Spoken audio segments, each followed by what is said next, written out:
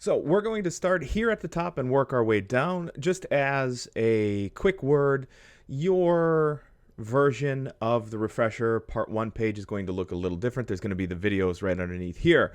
I am recording those as I'm going through these, so you won't see them there yet. But the one we're going to start with here is variables and assignment. So it makes sense that we start here at the very, very top. Now, a quick word here is going to be that when you start a new Repel, so a new block of code or a new program here in Replit, it's going to have you select whether or not you want it to be in C++, and then you have the option of naming it or retaining the randomly assigned name.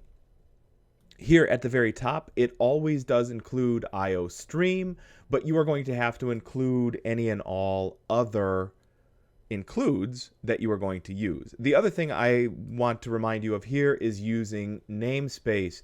Is it true that you could do this with std : after, or before rather, all of our couts? Yes, but what a pain in the ass. So absolutely positively do also recall that you can use namespace. So first and foremost, we will start a reminder with our primitive data types. Char for character, remember that is a single character, not a string. That's a little different. If we were going to use strings here, we would also have to include, can't type and talk at the same time, string, which I actually have right there. I'm reading while I'm typing. We're doing real good. So if I was to include strings, I would have to remember this line number 4, include strings, integers. So everything from negative, it's like 127,000, or no, it's more than that actually. I was thinking of short is negative 127.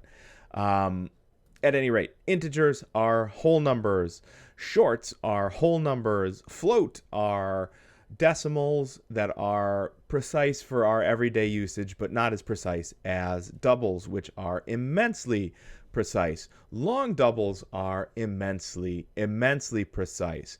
Here in line number 18, we have our cout, which is how we display over here to the output window. Remember, in the cout, we can have variables.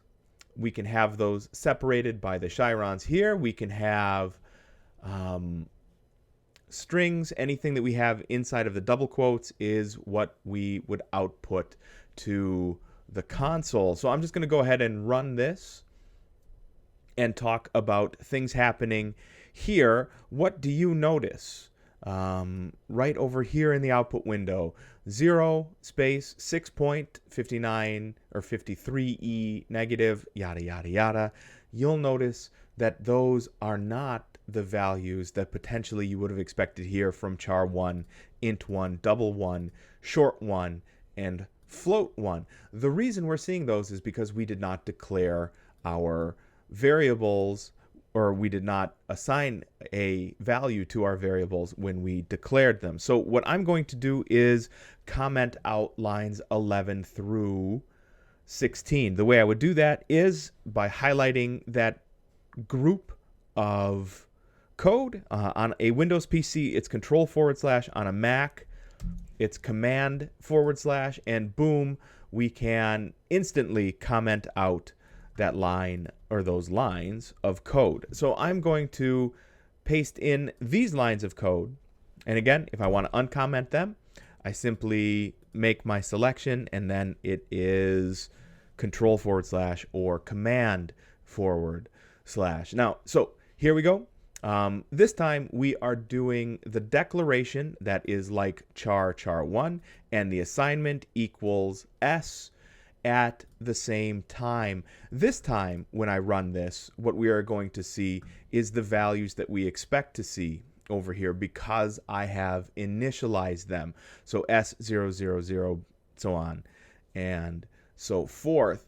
So do remember that you need to declare and initialize, because if not, you are going to run into the situation like we did here, where when we use the uninitialized declarations, we are simply relying on whatever is happening in the memory, the storage location, or the disk location. It really does depend on your system, that is happening here. And as we can see, those are already filled up with clutter and cruft. So when you make your declaration, be sure to give a default value. One other reminder here is that if I took this block of code and put it after my cout statements, we are going to run into an issue here. It's an undeclared identifier because I can't put in the output stream something that I haven't already declared.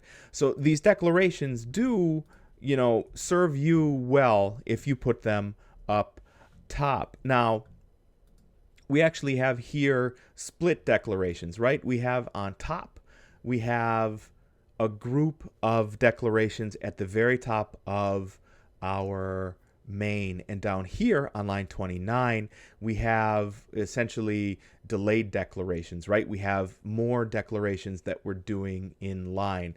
This is really not preferred programming style. You'll see this occasionally when you're flying fast and loose with other languages like JavaScript, just like prototype it right there in the function you're running. And this is bullshit because later on, this is going to be hard to find in a 10,000 line of code program. It would be far better to make all of your declarations up here. So there you go, variables and assignment and initialization.